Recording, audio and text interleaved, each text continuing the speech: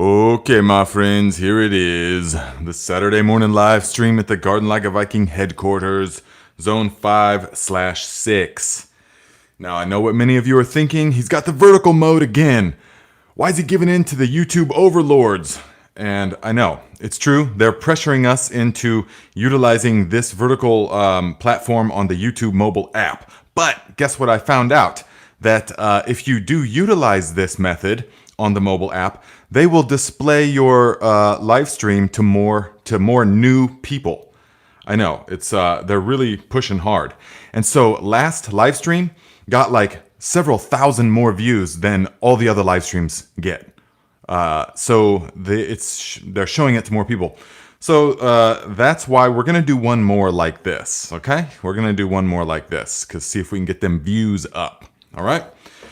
But it's not going to stay like this because I don't like this. I can't talk with my hands as much. We can't show you as much stuff. We got all kinds of cool stuff to show you. I got some of the best tomatoes to show you, some awesome seeds that you all can still plant, everything. So, yes. Let me know where you're at, guys, what you got growing, what you got planted in the fall garden. Here's the sound check. Marigold. Okay, so here we go. Let me make sure you can hear me. Am I blowing this microphone out, or is it not loud enough, you know? Okay, thank you, Donald Hughes. Yes, the sound check. Really good, really good. Gary Brown says, "Hi, Nate. I'm reading about yeast drench for plants. What are your thoughts?" You know, that's really exploding all of a sudden. There must have been some kind of videos about it, but a lot of people are asking me about the yeast. And I have experimentations going on, but they're not yet conclusive. So I cannot say either way. I'm going to reserve speaking about it at all until I have more experience with it. So theoretically, I understand how it works and everything, but is it necessary really? Does it really do that much more? And aren't we just getting enough of the yeast when we are brewing the aerated compost teas? So we're doing a couple of experiments, and here before too long, I'll know enough to speak on it, at least. So that's what that is. VA Green, good to see you here, my friend. Mick Hegarty, hello, my friend. Big Will Dog, Freebird, Chris Black, Val Thatcher, Pam from Port Gaiter. I've never actually said that last name. I see you all the time here on both the channels. I just call you Pam from South Africa. So, okay, guys. So let us, whoops. Okay, Merv Fisher says, "What's you feeling on lots of water on your compost pile, just like your house gutters?" Ooh, lots of water on the compost pile. That is not what we want, okay? We do not want that because the nutrients and the microorganisms in compost are very water soluble. And not only will having lots of water like gutters on the house will totally disrupt the decomposition process and turn it into like a sludge, it will, even if it did start to decompose, once you start flushing it out with that much water, those water-soluble nutrients and the microorganisms are going to leach out, and you're going to lose so much valuable stuff. This is why we always keep the compost pile covered. Always keep it covered. Because this is the basis of compost extract. This is how we make compost extract. This is how we make the ultimate seedling fertilizer. This is how we make, the super growth booster I'm about to show you guys next week. Those are extracts, and they make that by extracting the water-soluble elements of these compounds. And compost is rich in water-soluble nutrients, so leaving it exposed to the rain is going to seriously degrade your end product. So if there's like a commercial composting operation that you get it from, and they just turn it with huge, bulldozers and stuff and leave it exposed to the wind and to the rain, the elements, that's going to be very subpar. That's going to be, I don't care what they say, what their advertisement says, that's not going to be as good, not nearly as good as something that was made covered. Yeah. So that's my thoughts on that. Poor and Bruised of Spirit. I haven't seen that name here before. Says, been making hundreds of gallons of the compost tea in the last month. Such good stuff. Yes, definitely, guys. It's all you really need. And before long, we're going to be going down to a farm, a friend of mine, where I get beef from. We're going to be going down to that farm, and we're going to be setting him up a couple of things. One, a chest freezer ice bath, but that's a separate thing. But two, we're going to construct for him a tea brewing station so that he can then fill his 440 gallon pull behind sprayer with the compost tea. So we're going to try and brew about 500 gallons of compost tea at a time, which is totally doable. We used to do it in the mountains all the time. But there will be some specifics, you know? So obviously we'll make videos of that, and I will probably make a video on if you want to do large scale spraying, because we're going to brew it, 500 gallons at a time, and then put it into the sprayer and then spray it directly, undiluted.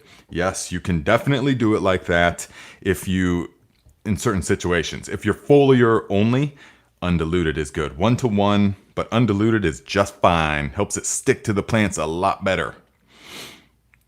Lisa T, $10. Thank you very much, my friend. First tip of the day. The question says, hi, Nate. Can you please talk about Terra Preta bed prep and biochar? We are getting new beds ready for spring. Many thanks.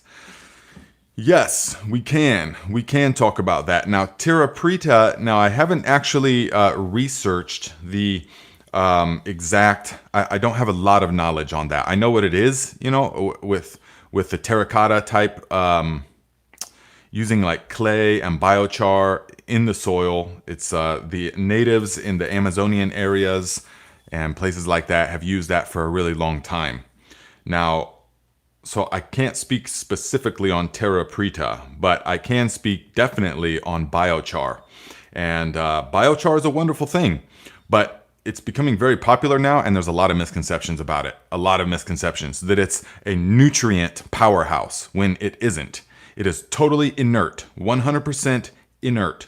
It will not break down in the soil in your lifetime to any degree whatsoever noticeable at all. So because it's pure carbon, it's broke down to the source of its elements of, it's basically pure carbon. And so if you look at the structure of that, though, what it does to the wood and to the plant material, if you look at that, the tiny little microscopic tunnels that are created by the pyrolysis process, the burning process in the absence of oxygen, then you will see that there is so much surface area in there that I believe, if I remember this right, it's one matchbox worth would be a tennis court if it was all unfurled, all the miles and miles of microscopic tunnels. If it was unfurled, it would have the same surface area as a tennis court. Okay, so that is a lot of surface area, and whether or not that's exactly true doesn't really matter. That's one way to say that there's a ton of essentially real estate inside those little chunks. And so it's essentially housing for microorganisms. Yes, essentially housing for microorganisms. And it helps with drainage in the soil, helps with aeration in the soil. If you have compacted soils, it can really help with all of that. So clay soils, biochar, if you have the capability to make enough of it and stuff, is one of the best amendments you can add to heavy soils to help loosen it up. Because unlike vermiculite and peat moss and stuff like that, it doesn't break down. It's there for good. So, I'm not sure what more to say. There's a lot of misconceptions about it, though. Someone here said it's overrated.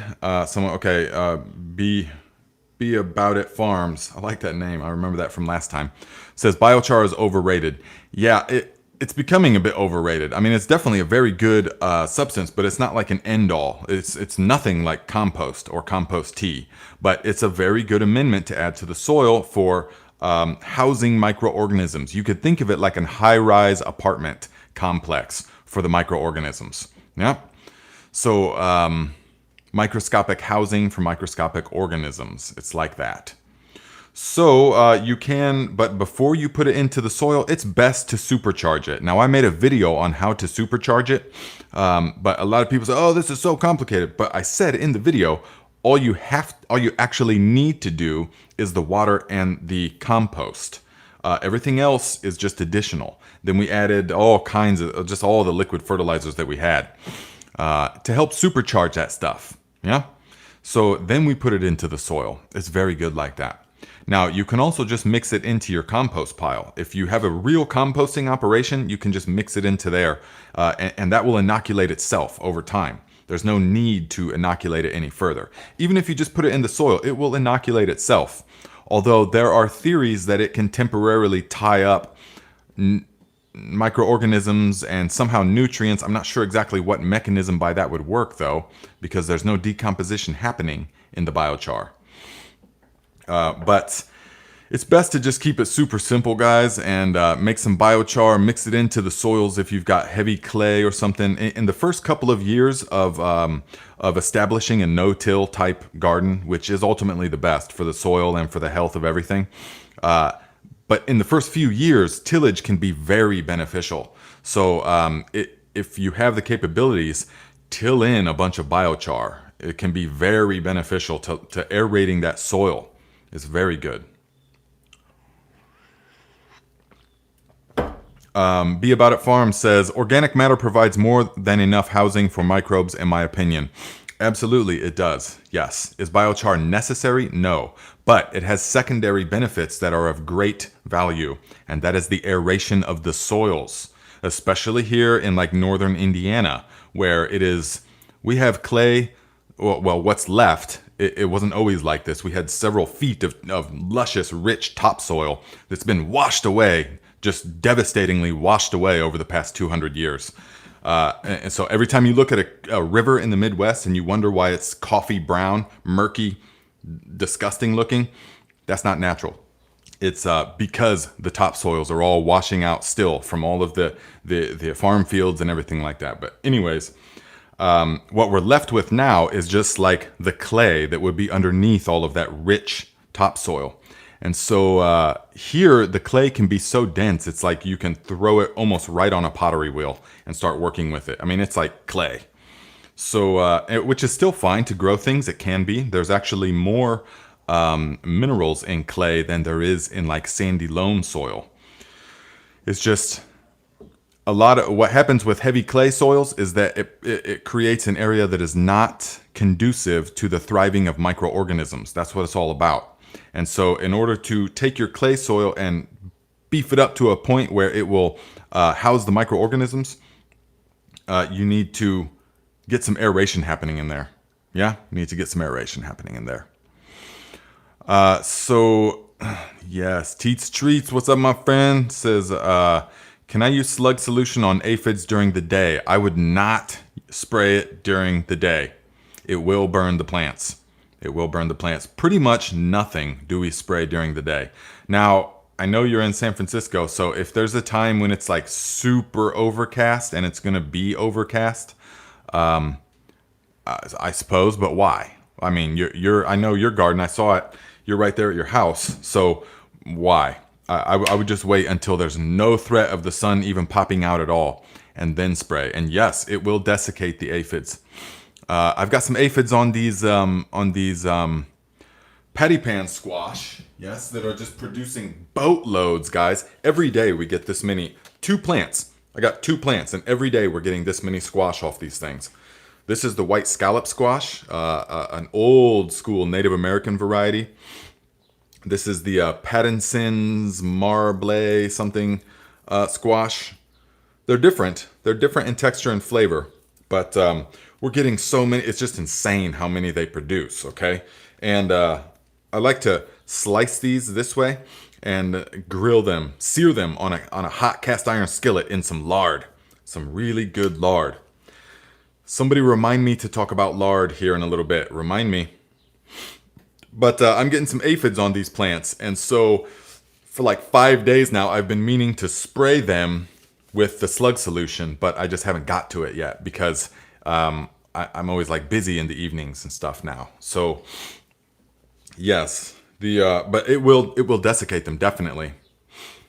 So someone says, Disruptor says, I got the seeds for both of those now. Can't wait. Oh yeah, well you better get to planting them. I don't know where you're at, but here in northern Indiana, you're gonna have to plant it right now, today, and you might get some probably by fall time. But these are the kind of thing, guys, that will produce a huge boatload all at once for like a month. They'll grow real big, and then they will produce tons of them for about 4 weeks, and then they kind of peter off. And so I get a lot of questions from people about, Nate, my squash are starting to, they're becoming infested, or they're expressing this deficiency, or they're looking like crap. A lot of that is just the life cycle of the plant. So squash like this, cucumbers as well, are in the same boat. They are not meant to just last and last and last all season long. They're not like tomatoes.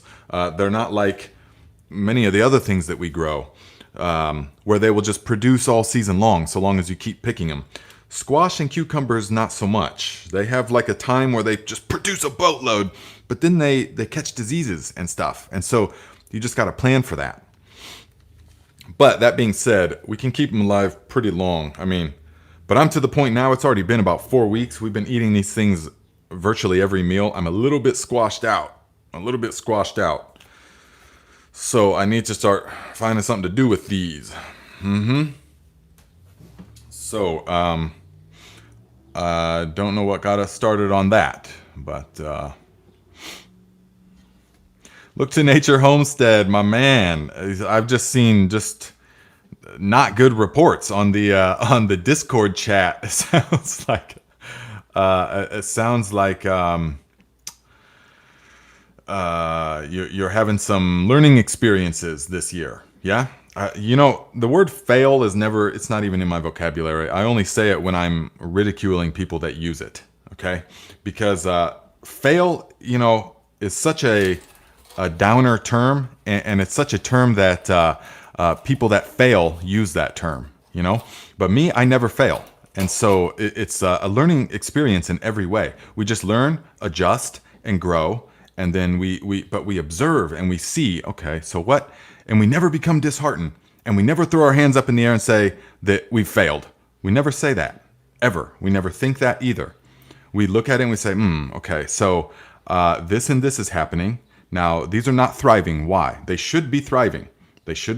So then you go in your mind down the checklist. What are the 5 things that plants need? Light, water, air, nutrients, and it all has to happen at the right temperature. So you have to inspect those 5 things because, remember, they're an equation in the sense that any one of them can be the limiting factor. What is there's like a barrel analogy for that. I forget what the term is, but anyways, any one of them can be the limiting factor. So you have to go through and make sure that all 5 of those things are there. Okay. They're getting plenty of light, water, air, nutrients, temp. And if that's, and I see a lot of people, the number one of those things, the number one is light. I see so many people trying to grow in the shade, trying to grow with inadequate light, and wondering why they don't have thriving gardens, why their plants just aren't thriving with 3 hours of direct sun and the rest of like shade throughout the day. They're trying to grow under these big trees and stuff. It just don't work like that. These vegetable plants are solar powered, and they need, they need some really good full power sun, right? But anyways, if you've got those 5 things, okay, and then you will say, all right, now, so is there pest issues then? If they've got all those 5 things, there's got to be a pest of some kind. So then you start looking for damage. I mean, you go down the list, and then you learn, and then you fix that, and then you fix the next thing. And then by next season or the next season, you're a pro, and you've got it down. Because you never at any point threw your hands up and said, that's it, we failed. That's just not in my vocabulary. So Nathaniel Graham says, it's one thing to have a rough time on a first year bed. It's another if it's been established and productive in the past. That is true. Well, and then you got to go in, you got to say, okay, what's changed? So it's been productive in the past. What has changed?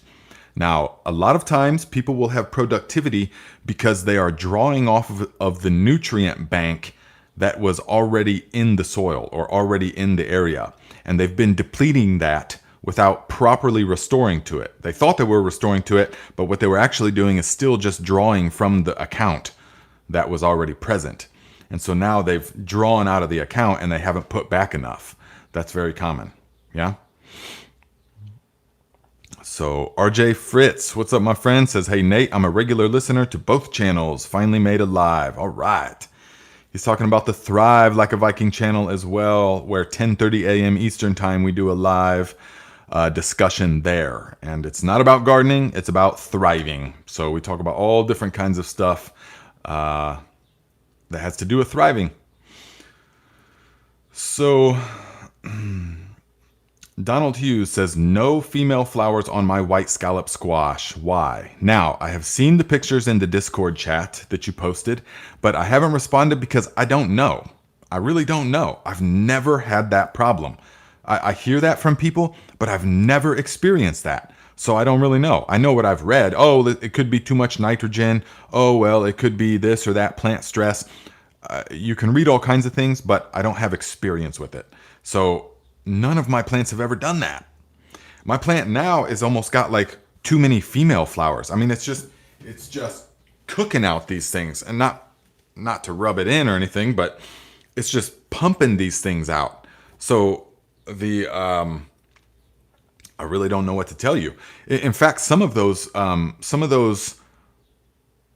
scallop squash, even the female flowers have a real long stem on them, and then they have a little thing, and it looks just like this. It looks just like this, and except it's really, really tiny. So I saw what looked like some female flowers from the blurry pictures that I could see on there. So it's maybe incomplete pollination.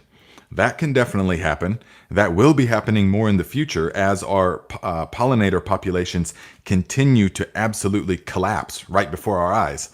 That will continue to be a problem more and more and more. That we don't have enough pollination. Okay. So we're going to need to really check for that. You need to make sure, like I go out there in the morning and there's bees swarming all over these things, swarming all over. I mean, mostly carpenter bees, honey bees as well, but mostly the fat bumblebees, the native ones. And they are pollinating these things like crazy. So I can't really say. And someone just said heat.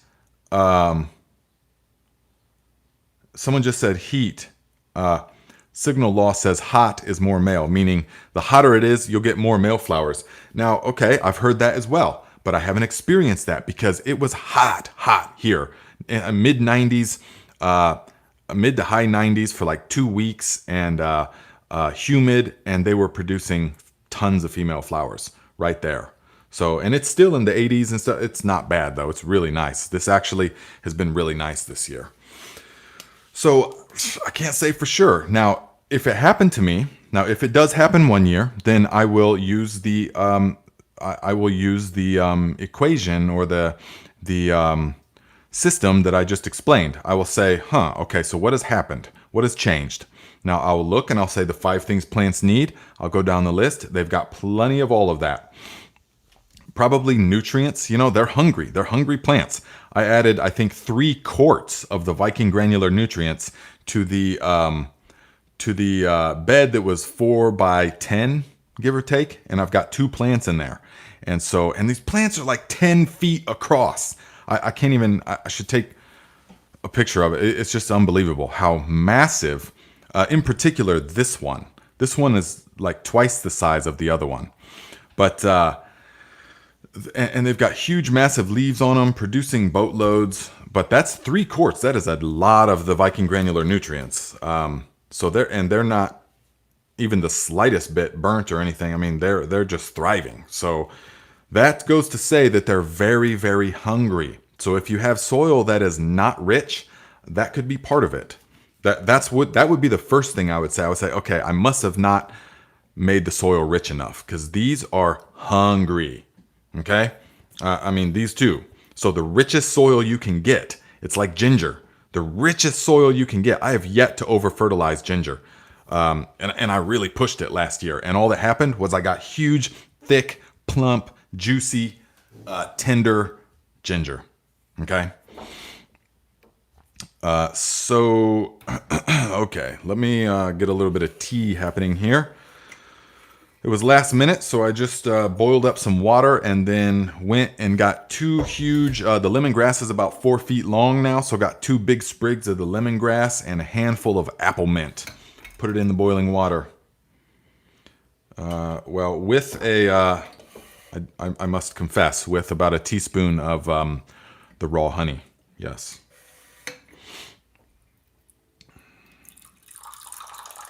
Moroccan style.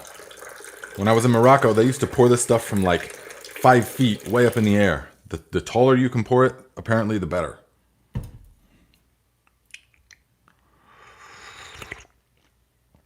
Meyer Lemon says, Nate, how often do you feed the squash? Well, remember guys, the greatest of all fertilizers is what we put into the soil. That's what matters the most, what the roots have access to. So pre-season is the most important. So I added, this year I used just Viking granular nutrients and aerated compost teas. That's it. And I do an aerated compost tea, which is many things. It's not just compost and molasses. It's mine are very complex. Watch my videos on it. So I just do that once a week. And I even skipped a week a couple weeks ago. So I just do that once a week. And they get hit with everything. It's an overhead shower. You know, I put about 300 gallons on, you know, I water it in good. So about 50 gallons of compost tea to about 250 gallons of, 200 gallons of water. You know, sometimes I'll do 100 gallons of water and 50 gallons of compost tea if there's been a rain and stuff and I don't really need to saturate it. And then I will soak it like that at a 1 part to 2 parts, you know. And I'll do that once every 10 days. And that's just everything. That's just all that they need. And I will also, at one point in between those feedings, I will do I got a backpack sprayer, which you guys will see in the next video I release next week.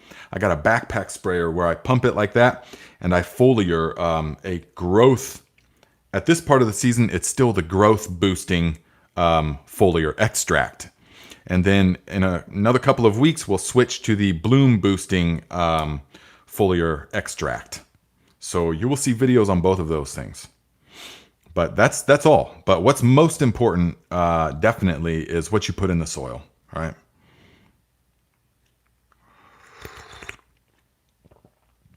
Wild Bill says, just checking in to give you a like, and I will watch the whole thing tonight. Thank you, my friend. Mom Computer, thank you for the support. As always, says, please give Nate a thumbs up if you haven't already. Yes, she's wonderfully supportive. Thank you.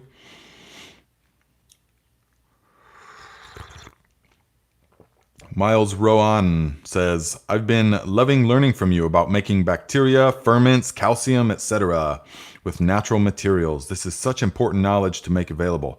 Absolutely, my friend. Absolutely. Yes. It is my full belief that the way of the future is the way of the past, actually, in the sense that it used to be that everybody was farmers to one degree or another.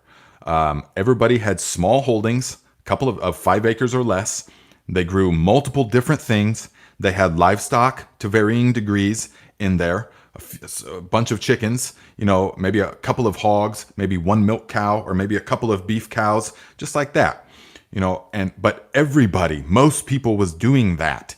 And that's how, for most of human history, it's been. I mean, for, you know, recent human history.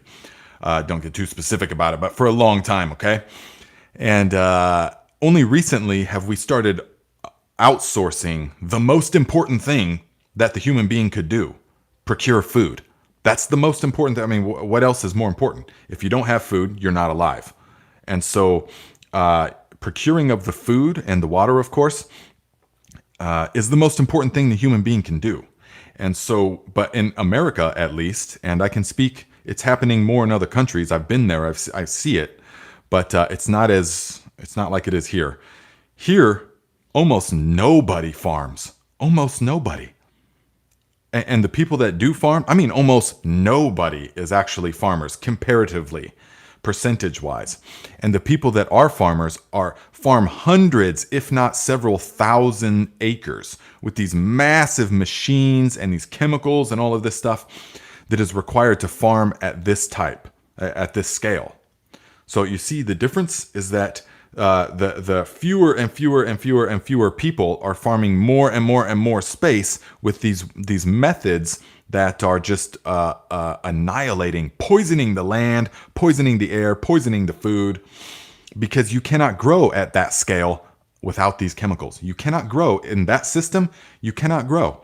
You cannot grow a huge field of corn or soybeans or wheat without any weeds or anything like that without these chemicals. It just doesn't work. Yeah. Like I've said before, I mean, what are they going to do? Hey, Ethel, why don't you and Thelma get out there and start pulling them weeds on that back 500 acres? You just look out there as far as you can see. There's this ocean of weeds and in your crops. There's no amount of pulling that just you have to use the herbicides, so anyways, you know how easy it is to get me started on that rant. I don't even know what did. Joyce reminds me to talk about lard. Thank you. This is a good segue. Okay, guys, listen. You know how important this is important. You know how important vitamin D is, right? We all know it's very important, increasingly important. But so many people are taking supplements of vitamin D that oh wait, I forgot to mention. Okay, I will get back to that in one moment. But that's right. Gary Smith, thank you very much, my friend. $30 via PayPal. Says, in the Upper Peninsula of Michigan, enjoying nature. We'll catch the show later. Man, the UP is amazing. Still pretty wild. Thank you very much for the support, my friend. I appreciate that. I also appreciate Brian Airy, of course, for your continued support monetarily and energetically. Says, thank you, my Viking friend. Yes, you are welcome. You are very welcome. So thank you guys for the contributions. Now, the lard. Okay, so you know how important vitamin D is. Now, a lot of people are taking vitamin D supplements. Huge IUs of vitamin D, all right? But I will explain why that is an issue. Well, I'll just explain it right now. The human body was adapted and evolved along with natural food substances only in the last 50 years, give or take, to 100 years at most, which is the blink of an eye, evolutionarily speaking, just a blink of an eye. Only in that time span have we begun chemically extracting certain things and then in a laboratory adding certain things and then having these Frankenstein chemicals that we take. And we say, oh, there's 5,000 IU of vitamin D. I just pop that. Okay, I'm good. I don't have to worry about my diet. I don't have to worry about anything else. I don't have to change any of my activities or any of my habits. I don't have to do any of that. I just have to take this pill. No, it doesn't work like that because the body says, what is this substance? We don't know what this is. And it doesn't absorb most of it. It just flushes it right out. So we call that bioavailability. Now, as opposed to a lard, okay? So listen to this. The human body, it's recommended that roughly 1,000 IU, 6 to 800 international units IU of vitamin D per day. Okay, that's what's recommended for the average adult. 6 to 800 IU per day. Now, 1 tablespoon of lard from conventionally raised hogs, meaning hogs that are live in basically a warehouse, like with open sides on it. It's the kind that they do around here, where you drive for like miles before you reach the farm. You can just smell just putrid stench of just feces and all kinds of just illness and death. You can just smell it coming for miles and miles. That's the kind of farming that they do around here, where they farm them inside covered buildings, pump them full of antibiotics, things like that, okay? So that is the conventional hog farming, and that's why, and that kind of stuff, 1 tablespoon of lard from that type of hog has 20 IU of vitamin D. Okay, we need 600 to 800 per day. And 1 tablespoon of that lard, conventionally farmed, has roughly 20 IU of vitamin D. All right, as opposed to pastured hogs. Pastured hogs, meaning that they have free roam to open land, some wooded area, and then they have shelters that they can come and go, but they're mostly exposed to open land, and they eat a variety of insects and roots and plants and nuts and berries and grain. They can be fed grain as well in the pastured systems, but they have exposure to the sun. That's the key. They have exposure to the sun. So their skin, like ours, creates vitamin D based upon the ultraviolet exposure. So from pastured hogs, and you can look all this up, guys, this is for real. From pastured hogs raised in the open sun, guess how much IU of vitamin D is in 1 tablespoon? In the conventionally raised, it was 20 IUs. In the pastured raised, it is 1,000 IU in 1 tablespoon of vitamin D. More than the recommended daily dose of the entire day in 1 tablespoon of pasture-raised lard. Do you see the difference? There should be like ding, ding, ding, ding, ding. There should be alarms going off in your mind to understand the difference between how stuff is raised and how it is and its end product. And this is not just the hog, the lard, although it's very noticeable there. This extends to everything that we eat. It extends to everything we eat. Conventionally grown and now even organically grown stuff, it is all stripped. It's all just devoid of the real stuff, as opposed to pastured or as opposed to natural farming, basically the stuff we're growing ourselves with the love.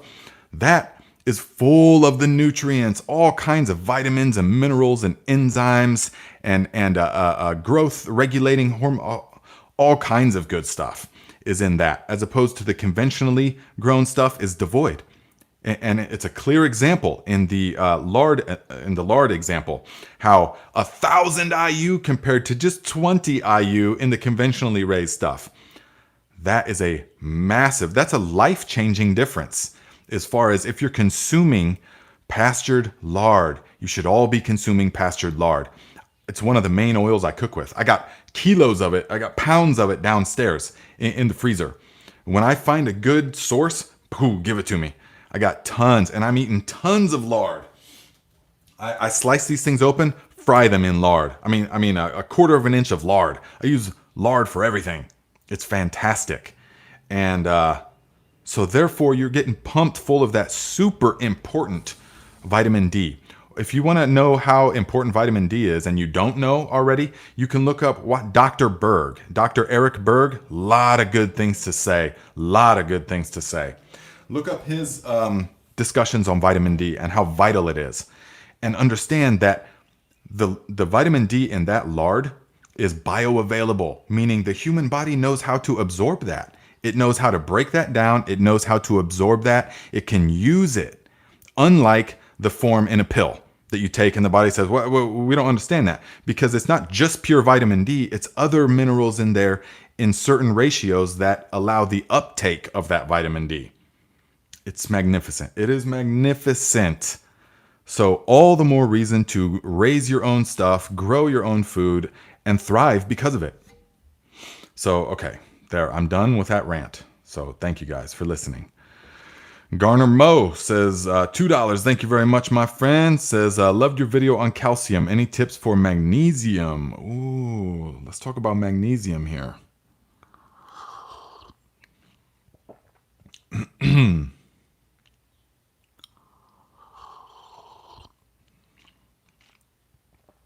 So,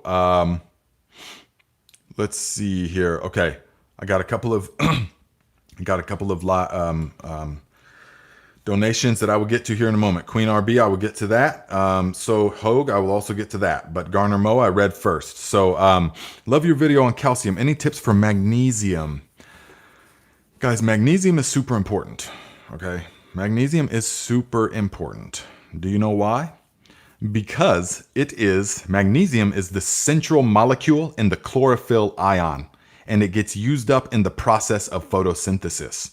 And so a magnesium deficiency in plants can express itself as in a way that the plant just doesn't have the oomph. It just can't process the sunlight that it's given because the magnesium is used up in the process of photosynthesis. And so the plant needs lots of magnesium. And so if you see your leaves curling upwards, trying to get away from the sunlight, they just look scorched, they need more magnesium because that allows them to process the sunlight so much better and therefore process everything better because their solar panels, all plants are solar powered, 100% solar powered. That's it. And so they are receiving the sunlight. Now, a good, happy plant that has plenty of magnesium and other elements will be praying up towards the sky. It'll just be outreached, looking like they're just embracing the sunlight. Just, yes, they're embracing it. Looks like they're just basking at a day in the beach, okay? But one that is not is going to be like, oh, no, that sunlight. It's going to be trying to get away from the sunlight like that. And it's just going to look tired. So you need more magnesium. Start there, okay? Now, there's many ways that you can go about doing it.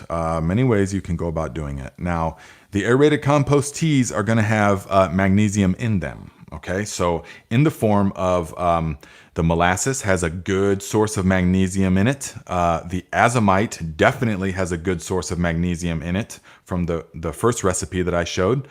And many others, of course. The fish fertilizer has magnesium in it, but and the ash fertilizers have magnesium in them, definitely. But for a quick fix, Epsom salt. Epsom salt is the way to go.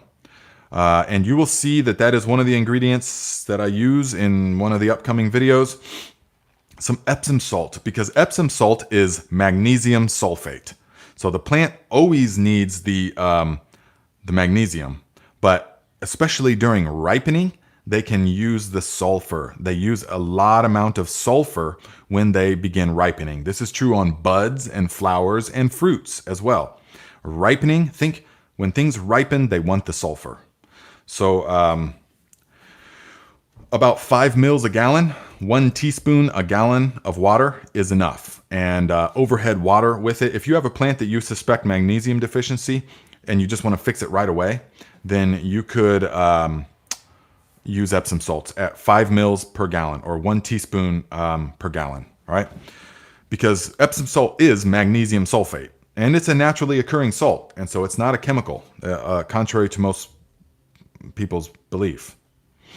VA Green says, just make sure to get the unscented. Yeah, make sure to get the plain kind. It's really...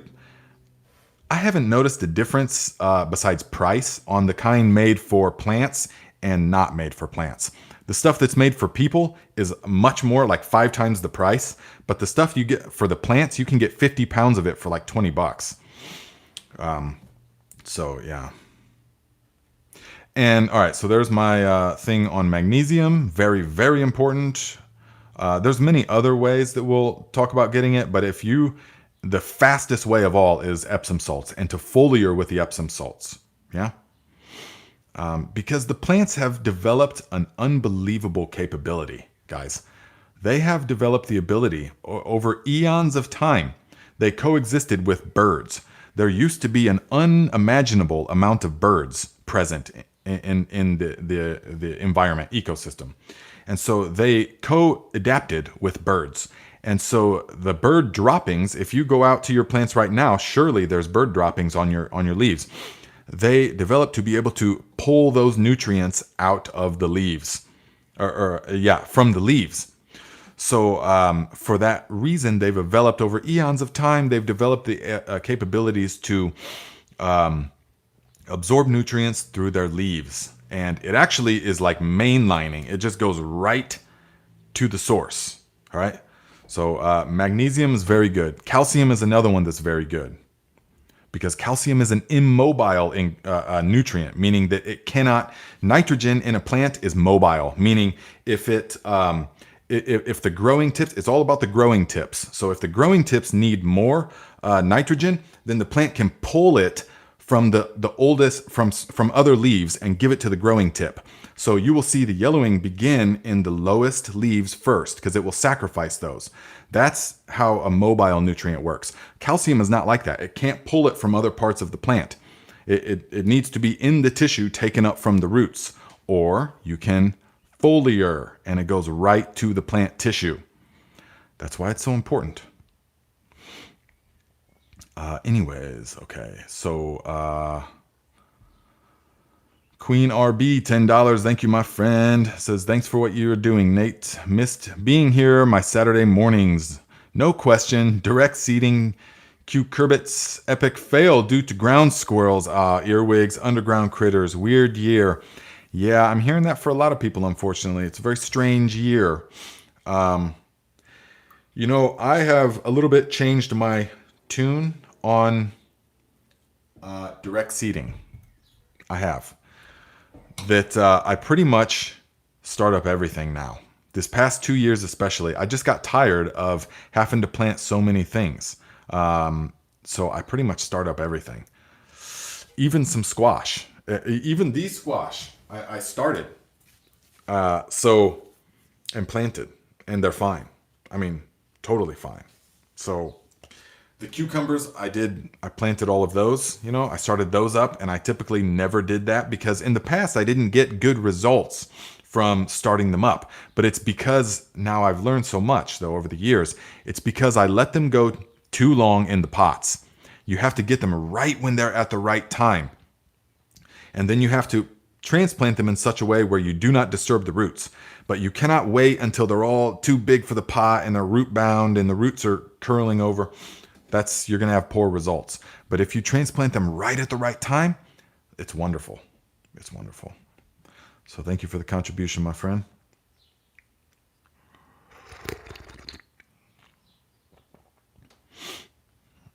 Let's see here. Cowgirl in Arizona says, I love your rants. Thank you for being here. I'm glad because that's what it's about on this platform. It's so funny because in my day-to-day life, I rarely, if ever, do this, you know, but it's this platform that it like draws it out of me, you know. Mountainside Homestead, do you render your own lard or do you buy it already rendered? It depends. It depends. I've rendered it several times. I render the tallow always. The beef tallow, I render that always. But lard, it just depends what I can find.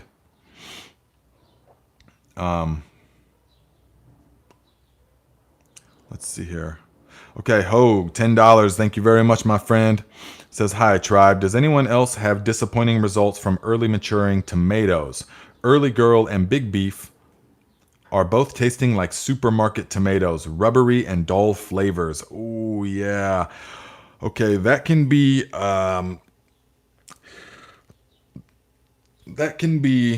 caused by several things. Now, oops. Now okay, Donald Hughes. Oh, yes. Donald Hughes, $5. Thank you very much, my friend. Says, can you show me the white scallop again? I'm crying and starving. Thank you for the contribution, my friend. So, yes, this is the white scallop. Now, I mean, there's so many. What you want to do, though, actually, is get them when they're more like this. They have the best flavor when they're this size. And you just slice them in half. And sometimes I'll take some whole wheat flour, all right?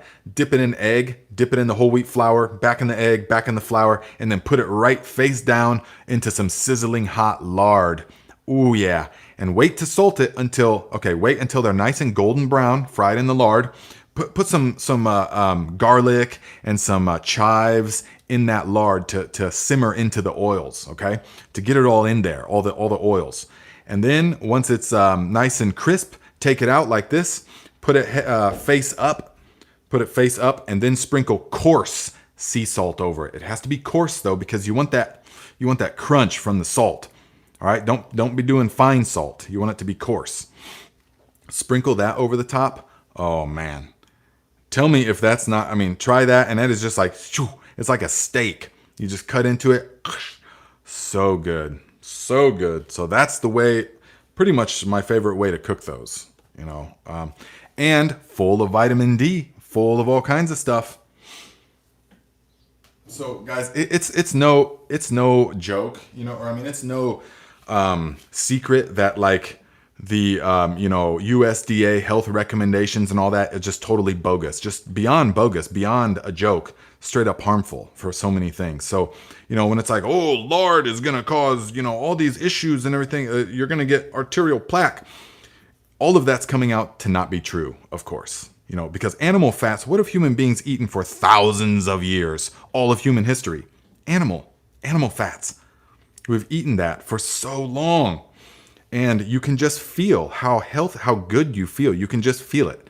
Once you become in tune with your body, listening to the way things work, then you will just feel what it's like. Okay, my body's got all the nutrients, all the vitamins and minerals, the good quality saturated fats, so that the hormone system can produce testosterone. Yes, saturated fats, cholesterol, those kind of things are precursors, direct precursors to testosterone, among many other hormones that we need. But if you have a diet low in saturated fats and cholesterol, you will have low testosterone. Or most likely. You know what I mean? Because it comes from that. Those things directly encourage the production of these hormones.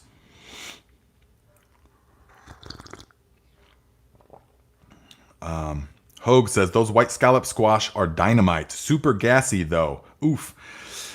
Yes. So if you're experiencing that, and that leads me to a good point about other things, guys. If you're experiencing gaseousness when you eat things like these scallop squash or beans, then that is a clear sign that your gut microbiome needs some work.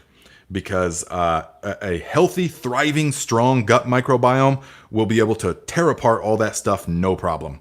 And you won't have really the gaseous effect. So just understand that's not a guaranteed. Yeah. Ooh, Mick Haggerty says, patty pan, core and stuff with risotto, then bake. Nice. Guys, put some, if you've got pictures or recipes, put them in the Discord chat, please. Thank you. Just me, who are you? $10 says, say hi to Natalie. Hello, Natalie. I hope to see you soon. And Bonnie. Yes. And Forrest. And the twins. Yes. I miss you guys. I've seen your wonderful, thriving garden. Yes. Looking good. You guys are helping with the garden. Good job. So, yes. Hello.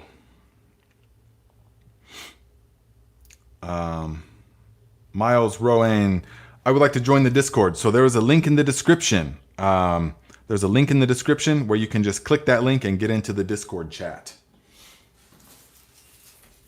So guys, just yesterday we harvested the white onions. So the white onions this year, yellow of Parma, which I still have some in the basement from last year.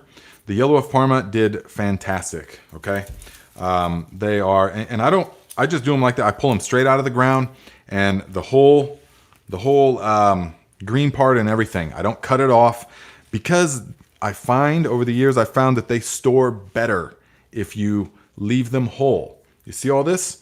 You'll hang them upside down, and I will just call it the life force. Okay. The life force gets drawn up from the green part into the bulb, because the plant says, hey, we're experiencing serious trauma, so we need to give the best possibility of reproduction next year, because that's the only purpose of the plant. The only goal is to reproduce.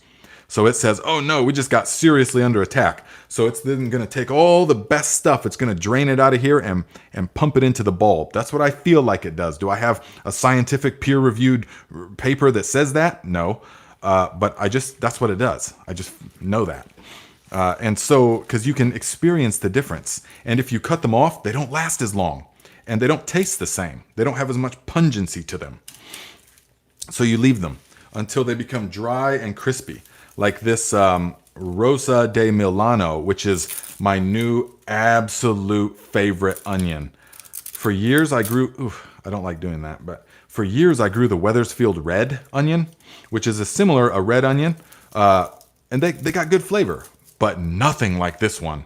One of you guys recommended this one last year, and so I planted it, but only like 20 or 30 or maybe 40 of them. And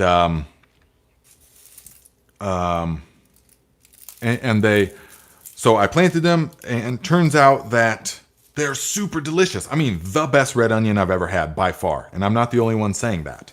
And apparently, like Meyer Lemons just said, apparently they swear they store all winter. That's what I heard too. I heard they're the best storing of the red onions, which would be fantastic.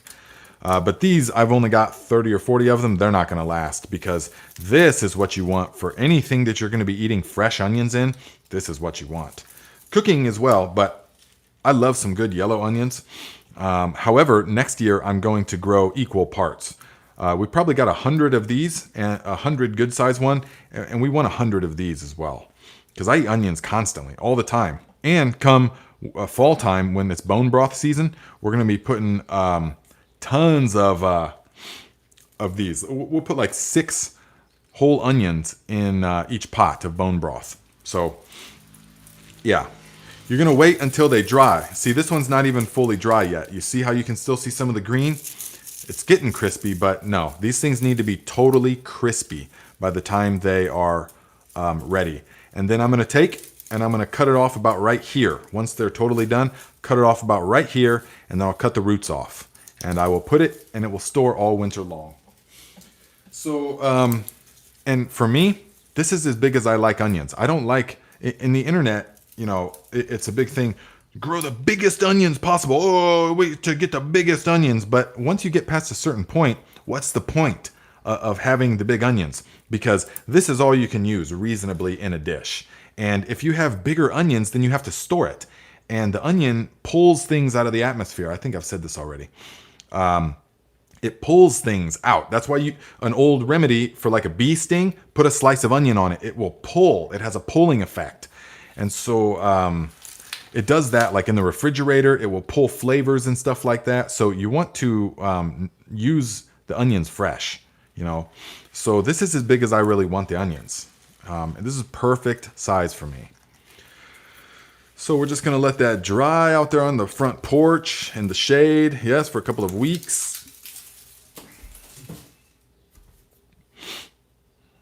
Let's see here. Terry Goody, $5. Thank you very much, my friend.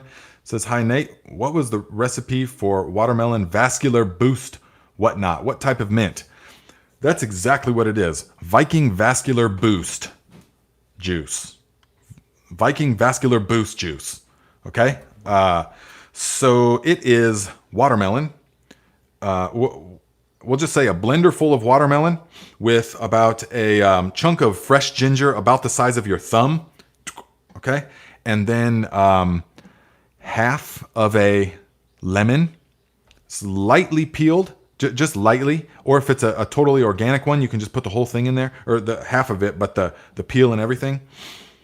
And then about a handful of mint. It doesn't really matter what kind of mint. Peppermint will give a totally different flavor than all the other mints. Yeah, so I use like a combination of apple mint, spearmint, orange mint, ginger mint, strawberry mint, soon to be mojito mint. You know, so I love mint. And so that's what it is. Okay, I hope that was clear enough. I don't cook with like recipes and stuff, like quantities. I just always 100% go by feel. And so yeah, so a blender full to a thumb of ginger to half of a lemon or lime to a handful of mint. Blend it all up. Bam! You will feel it's got well, I could explain it, of course, but the watermelon has L-arginine in it. Lots of citrulline, which can be, and L-arginine, then which gets converted to nitric oxide synthase in the body. And so this is a vasodilator. It relaxes the endothelial layer, right, of the blood vessels. Okay, so the inner layer of the blood vessels, it relaxes them and helps them to expand. And so this is what is going to increase blood flow to the brain and to the body. And the older I get, the more that I understand it's all about blood flow. It really is. And so my diet and my lifestyle and my practices are all about optimizing nitric oxide and blood flow, and thus the health of everything. You see people with dark circles under their eyes and stuff, and all anemic looking and kind of pale and stuff. Horrible blood flow. Always got cold hands and cold feet. Horrible blood flow. Okay?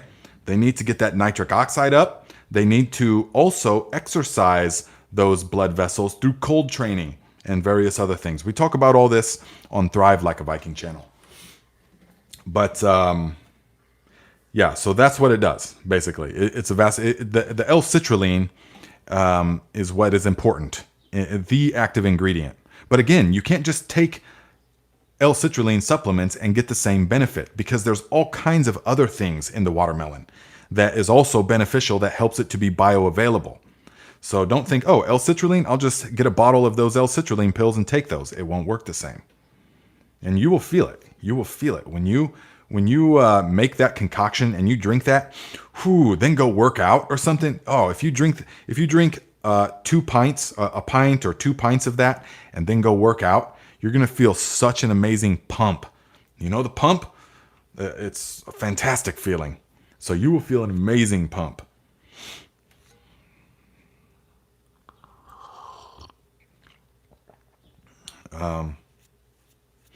Wow, Stone Creek says, I have a hard time with mint taste. Like chocolate mint smells like kerosene. I find the orange mint pleasing. Okay, nice. Well, then stick with the orange mint, because nobody likes to drink kerosene. Ooh, Teats Treats. That's a good analogy. Cooking by recipe is like paint by number to an artist. Now, I'm sorry. I know my mom might be listening, and she only cooks with recipes. But it's because she does a lot of baking, but yeah. So my type of cooking is all just about a little bit of that, but I'll do it. I'll add some, and then something will just tell me, no, a little bit more. A little bit more. Okay.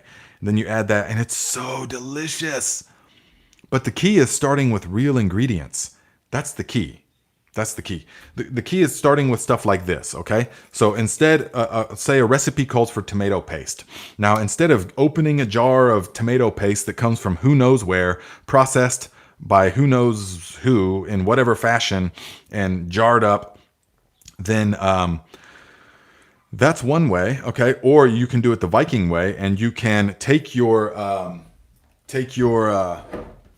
purple bumblebee tomatoes, guys, which are just starting to really produce. I mean, these things are delicious. You can take your purple bumblebee tomatoes and cut them like this and put them cut side up in the dehydrator, so that as they dehydrate, it'll act like a bowl, and it will pool the juices together, and it will concentrate the sweetness and the flavor. Oh, it's so good. Dehydrate them until they're totally crispy, and then powder them in the Vitamixer or wherever, and put them in an airtight container. And then that way you can just use one little spoonful. It is so bursting with flavor and lycopene, one of the active ingredients, or the thing that's really good for the health, in particular male health, but everybody's health in general. So this is one of the greatest things, guys, and the flavor and the nutrients is just beyond compare. It cannot even hold, the stuff you buy from the store cannot even hold a flame, a candle, or lighter to it. I don't know. How does the saying go, and what does it even mean? But you know what I'm saying. So this, like last night, we were frying up some chicken. So I did smashed potatoes, because we just made some fresh garden salsa. Oh man. So I did smashed potatoes. I went out into the potato patch and dug up fresh, about 6 medium-sized red potatoes, red New Orleans, and boiled them for about 20 minutes, and then took them out, put a paper towel over them, and smash them down like that. And then in the smashed state, fry them in a cast iron skillet full with about 1/4 inch of lard that's searing hot. Okay, fry them until they're golden brown. Yeah, and then flip them over and fry them again till they're crispy. And then we took that off and put the chicken on top, and then the salsa, fresh garden salsa. But the chicken we cut up and used this. Okay, we used a whole onion that we just harvested, fried that up, in the lard, but we also used some of the fresh garlic, guys. Look at the garlic. We also used about 4 or 5 cloves of the fresh garlic. And we let that simmer in the oil first so that you're infusing those flavors into the oil. That's what's important. You infuse the flavors into the oil and get that garlic a little bit crispy, just till it starts to brown. And then once all that's happening and the oil's got the flavor, the garlic started to brown, these have started to become a little translucent, then you add the chicken, the sliced chicken thighs, boneless chicken thighs. And you let that go for a while. Then you add a little bit of red wine vinegar, some salt and pepper. That's all you need. And let that get a little bit crispy. And then we put that on top of those smashed potatoes with the homemade salsa over top, guys. I mean, it was totally restaurant quality, way beyond restaurant quality food. Okay. So delicious. So delicious. And we eat like that every day, guys, especially during the summertime. Well, in the wintertime as well, but in the wintertime is different. But we eat like that every day. I mean, the garden is in full swing. So for June, July, August, September, and October, we're eating fresh, totally stuff from the garden. It's just amazing. It's a wonderful lifestyle. It really is. And if everybody could do that, if each person around me, could you even imagine if each person around me had just turned their backyard into a food producing garden? Could you even imagine? I mean, instead, I don't see another garden anywhere. I walk this addition, this area. I don't see any other gardens at all. You know, maybe a couple flowers here and there, a tiny little box of maybe, a tomato or two, which is better than nothing. But could you just imagine if every person had to turn their backyard, turn their backyard into a food producing plot? That would change everything straight away.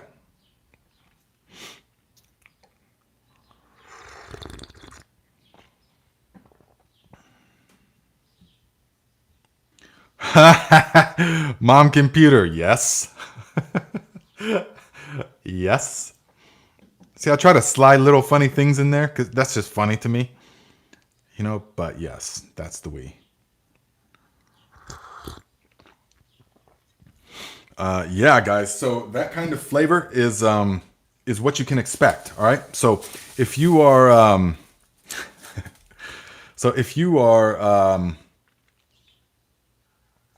yeah, yes, Ms. P, it is. So the, what was I talking about? Okay. So fall garden. Now, if you still have plenty of time, okay? So for the peas, now we're going to be planting peas. Now this year I'm going to do it in the gutter method. So I might make a video about it, but we're going to start these up pretty much like tomorrow.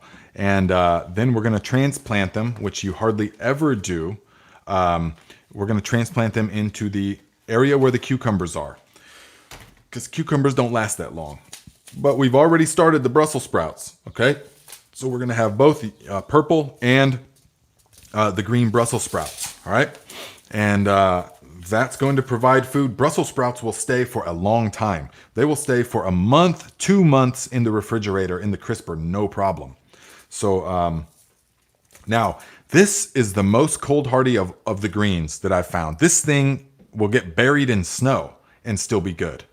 So these are really cold hardy if you like that kind of thing. You've still got time to plant beets, definitely. And guys, guess what? I even starting up beets in pots just so that I can place them all over the garden, because I got tired of them getting wiped out by pests and stuff. Because I really don't spray anything. I really don't use many of that stuff unless it's like a big problem, So I like to just find other ways. And then the late Nagasaki cabbage. This is good for hot pots or stir fries. Purple lady. If you guys aren't familiar with how to cook with this kind of stuff, you need to learn how to cook with it. You need to get on that train. This stuff is so delicious. And while it's in season, gorge yourself on it. We don't eat this stuff middle of winter because the body doesn't need it during that time. That's not how the human body had adapted to have all foods available all the time year round. We never lived that way. So you eat this kind of stuff when it's available, meaning when it's fresh, full of life force and vitamins and minerals, sunshine. You eat that all summer long and into the early fall, but then there will come a time when that's gone. and we'll be eating the storage crops, such as potatoes, sweet potatoes, winter squash, corn, and dried peas and dried beans and things like that, and meat. Yeah. Butter crunch lettuce, guys, it's one of the most nutrient. If you're going to eat lettuce on stuff, the butter crunch is the most nutrient dense of all of the forms. Super delicious. I got some growing right now, even though it's hot. Tatsoi, if you guys like to juice this amazing green, it's one of the parents from Shijimisa. And Shijimisa is wonderful. Shijimisa is a cross between two of my favorite greens, Komatsuna and Tatsoi. And so they have different characteristics, but the Komatsuna is very cold hardy, more cold hardy than Shijimisa. But it tastes just like spinach, and it doesn't bolt into heat, and extremely cold hardy, and makes a wonderful juice, really rich. Beets and Tatsoi, oh man, juice those together and you've got a nutrient powerhouse. And then these Chinese cabbages, these are also what I'm planting, okay? These are great. Kimchi, or just stir fries, or hot pot, or many other ways you can make them. Yes.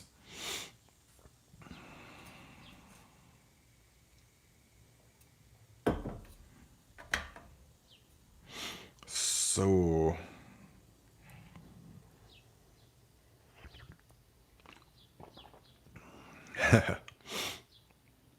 yes. Let's see. Was there a...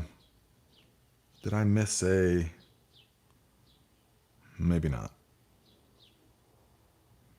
I don't think so. I thought maybe I missed a super chat.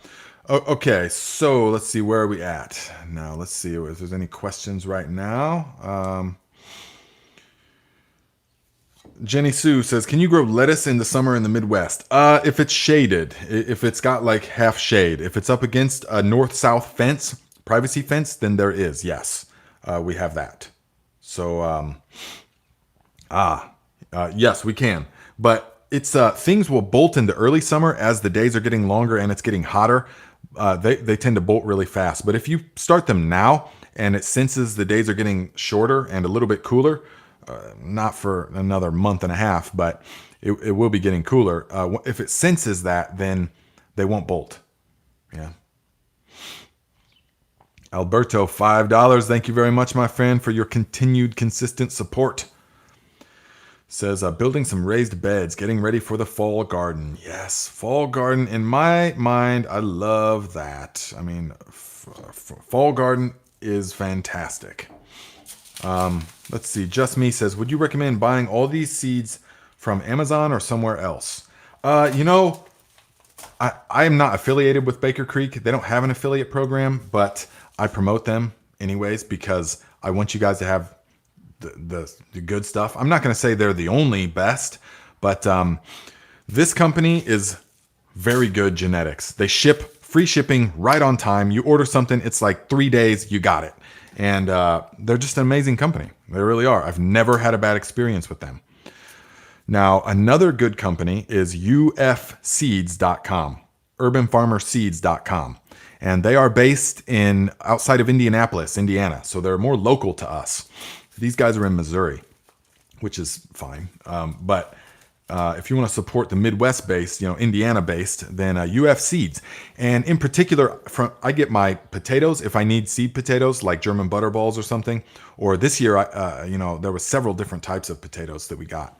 Some of them were donations from you guys, but a couple of them I got myself. And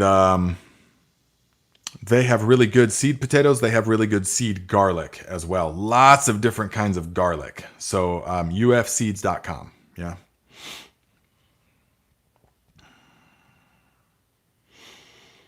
Yes. Yes. Lots of people. Jay Bramer says, Baker Creek is definitely my favorite. Oh, yeah. Disruptor says, this will be my first fall garden and I'm pumped. Good, good. Just remember to keep it all growing. Things grow better in the fall. They really do, especially if you choose the right varieties. Don't be trying to grow tomatoes and peppers and squash in the fall or cucumbers in the fall garden, unless you're like in a really blazing hot place.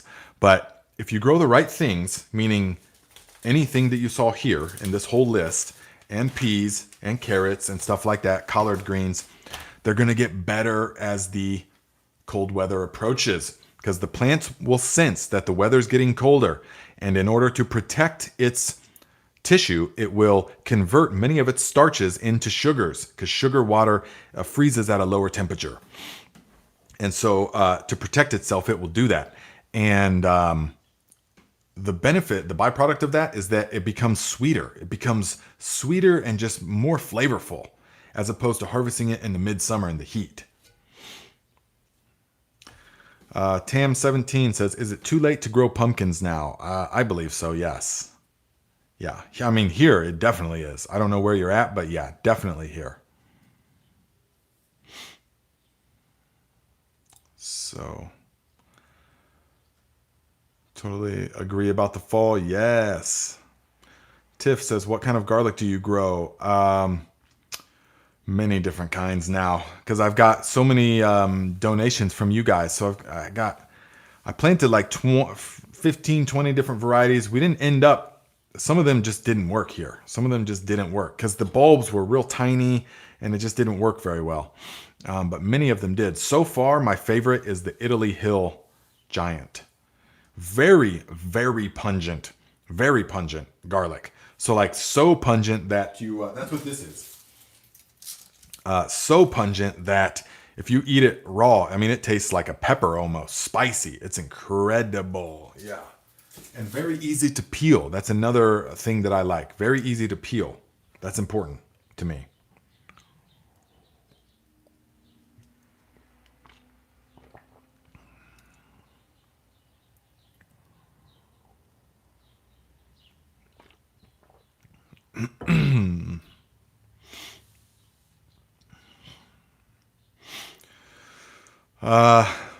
Maney Edits says, hey Nate, what's your take on aerated compost tea versus JDOM?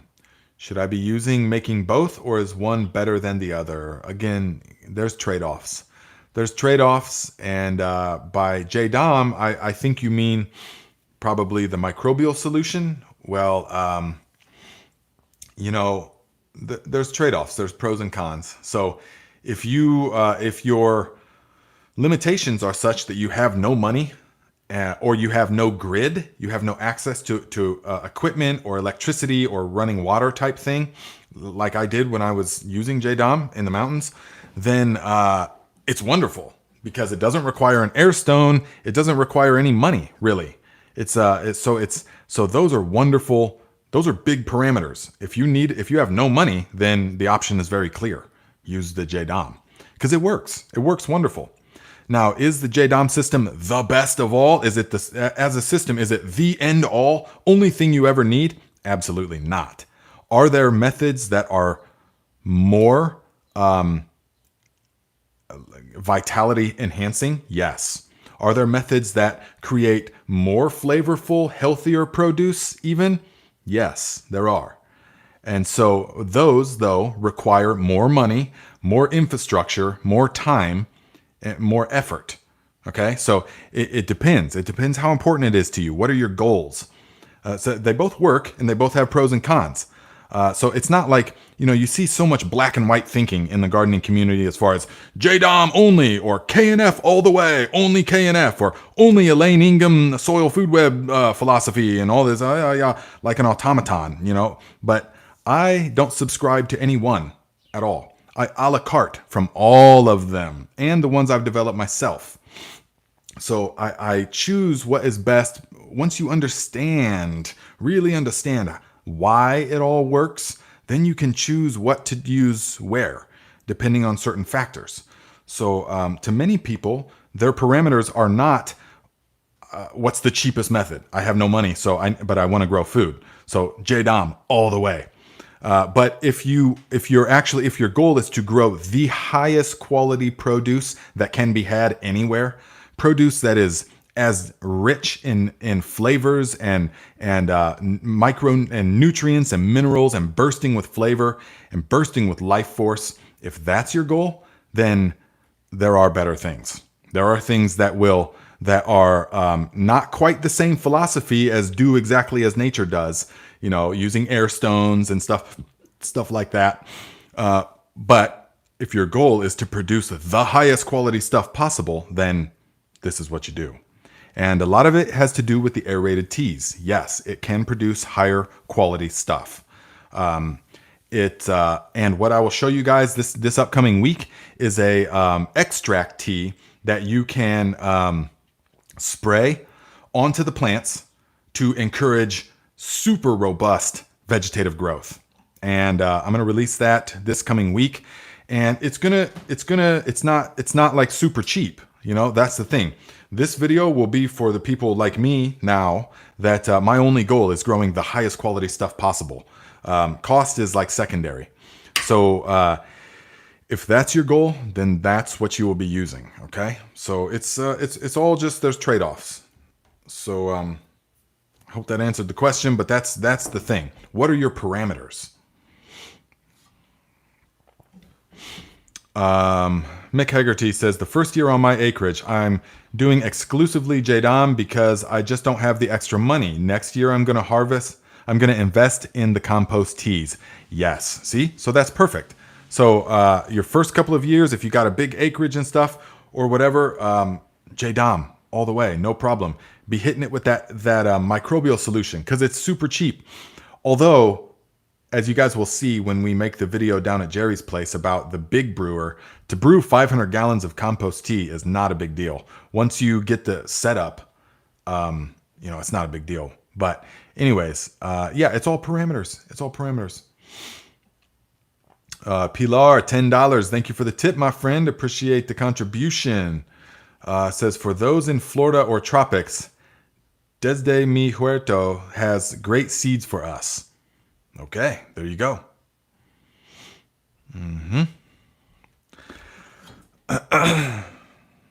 Lisa T says, music is a great garlic in the Midwest. How well does Italy Hill store? Now, supposedly it stores well, but I have yet to see that because this is my first year growing it. So I can tell you that the Bates family garlic stores really well and grows really well here. I got some from the Bates family couple of years ago and still have it, of course. Still one of my favorites. A good steady producer, but I'm finding out that compared to other varieties, it's not as strong, not nearly as strong as like the Italy Hill is. Just different, because I've got all these different varieties now and we're trying them individually, and we try them raw and then we put them into things, but raw is how you can really tell. And so that Italy Hill stuff is 3 times as potent as the Bates family garlic, as far as that burn, that garlic flavor. Now, the Killarney garlic is much more mild, almost like sweet, we noticed. Much smaller cloves as well, but sweet kind of. They're totally different complexes, which is why I almost stopped growing. Well, I didn't stop growing it. I've got like 30 heads of it out there, but I'm going to stop really growing elephant garlic because it's not actually a true garlic, but it is a, okay, we'll get to seed storage in a moment. Kushanju. It is like garlic, but it's not a true garlic, the elephant garlic.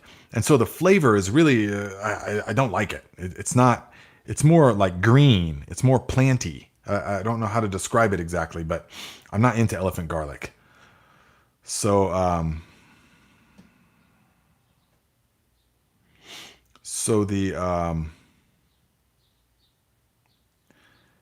yes. Okay. So let's see here. B. Hendricks says quality no matter the cost. See, once you adopt that mentality, I got you. I mean, that's the kind of stuff we like to do, now. Because that's what we were doing in the mountains. Money was not an object. Money never factored in hardly at all. In the beginning. Towards the end, it really did. But in the beginning, it was just like, whatever will produce the best. That's all that matters.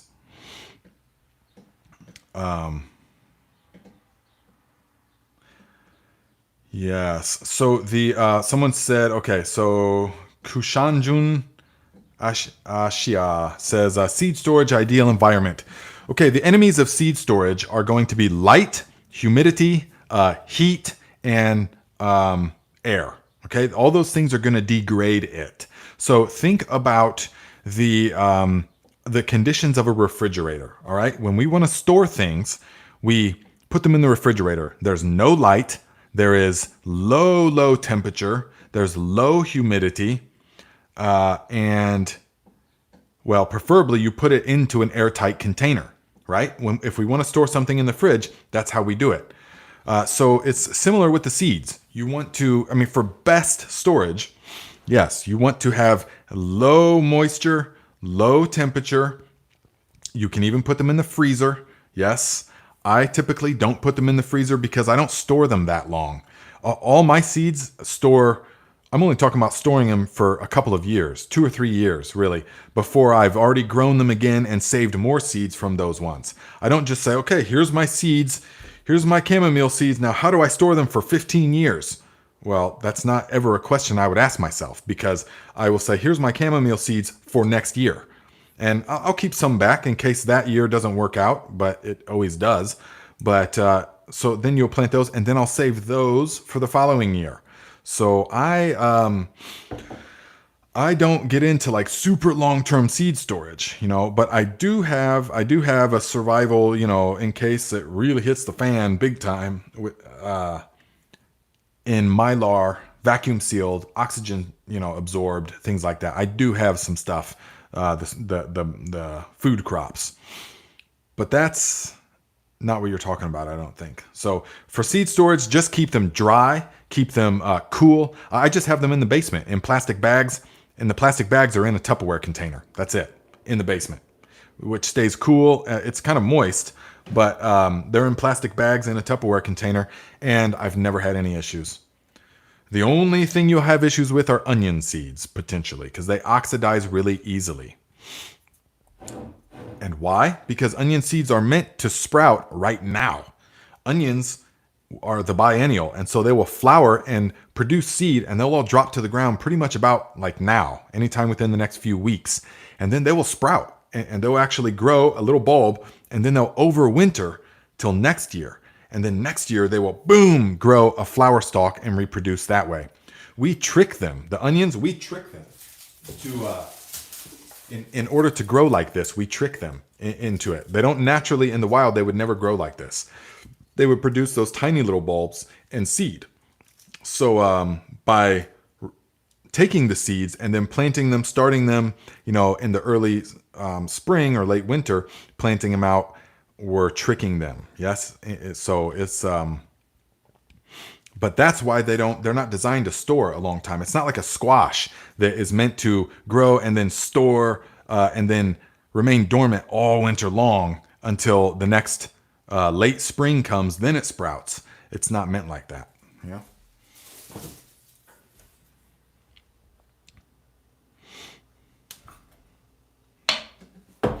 Guys, check out what this company sent me.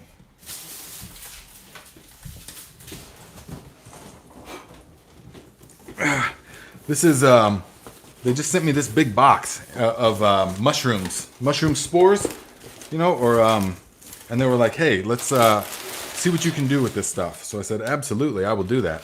Now, one of the things, so this is the company that I work with, that I just have like a little affiliate kickback thing. So the links are in the description. You guys should be growing them this coming winter. Definitely get on the lion's mane and the oyster train for sure.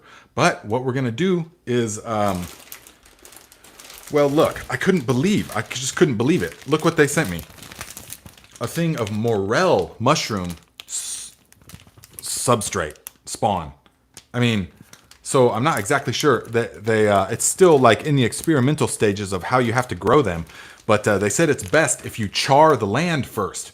If you pile up pine brush and pine things and then set it on fire and char the land first and then do it and then inoculate it. Make sure there's plenty of wood ash and stuff. So we'll see. We're going to experiment around, but man, if we can grow the morel mushrooms, are you kidding me? That's going to be awesome. Now you guys can order any of this stuff as well. Use the code or whatever, but there's going to be some bluet mushrooms. And we're going to do this right here, guys. This look, very important. These we're going to do outside this year still. This year, even though ideally we would have done them in the spring. But look, the wine caps. So we're going to mix this stuff up, and we don't have the wood chips, so we're going to use straw, and we're just going to see. We're going to see if it overwinters. I think it will still have enough time to colonize. So we're going to use the straw and inoculate the wine caps. So we got all kinds of mushroom things going to be happening, guys. I'm going to make some really concise mushroom videos this winter, just one or two, and about growing them indoors. Okay, so because it's so nice to have fresh mushrooms all winter long that you can just cook with. It's pretty amazing. All right.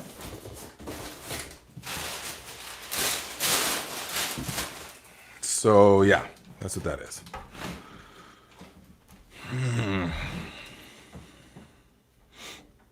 Yes. Yeah, they grow wild here as well. The morels do, but it's sporadic, and you have to like really hunt for them, you know. And it's not a guarantee that you're going to find them in the same place each year. So if you could grow a patch, whew, and they're like $75 a pound here. So yeah.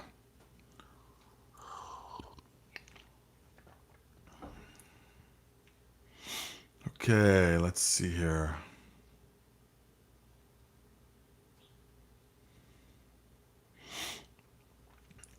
Let's see. So MG20, is it too late to grow chamomile in zone 7? No, it is not. You can grow chamomile right now. Definitely.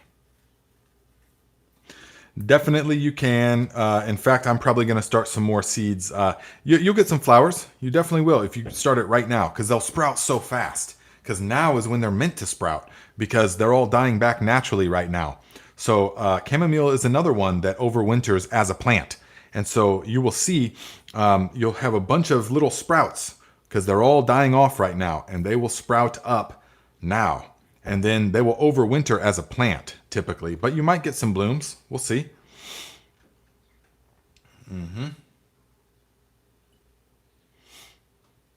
Big Wheel Dog says, hey, Nate, my in-ground heavy clay bed finally is growing cantaloupe and butternut squash.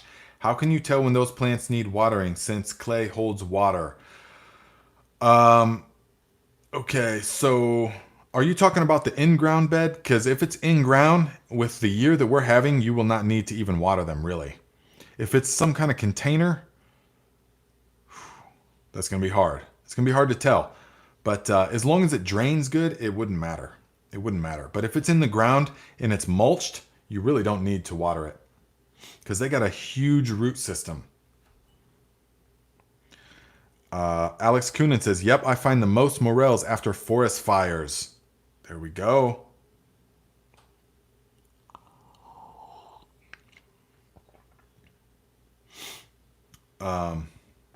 Gabriel Contrerad says, do you use indigenous microorganisms, IMO, in your garden? Is it worth the time to make them? Okay, so I imagine that you're talking about in the style of KNF. You mean indigenous IMO in the KNF style. And I do not anymore. I used to back in the day when I was first getting into natural farming, maybe 10 years ago now, maybe even more than. But now I just found that it's a lot of work. It's just tons and tons of work and materials and lots of room for error. So once I found the leaf mold, that's the best source of IMOs that you would ever need. And so we inoculate our JDOM microbial solution, and then we have liquid IMO basically, or we use it in my aerated compost tea recipe, and we are multiplying and spreading because we use the leaf mold as well. And so that is all that we need. In my opinion, you're not going to gain anything from the huge lengthy process of making IMO that you wouldn't gain from just using leaf mold, good quality leaf mold. So, okay, 94 minutes. Okay, guys, so our time is up. So thank you guys very much for a wonderful live stream. It's been real, and we will see you guys right here next time. So if you shop on Amazon, use the link in the description to get into Amazon, okay? So it doesn't matter if you buy something in the storefront or not. anything that you buy in that browser window is gonna, this channel will get the credit for it. So we need that, okay? But also check out the stuff. All the stuff that I use is all in the Amazon storefront, all right? And hopefully you guys learned some things from this stream. So I'll see the Thrive Tribe at 10:30 a.m. Eastern time on the Thrive Like a Viking channel. And I will see you guys right here, same time next week. All right. So I think that's it. Yeah. Thank you guys.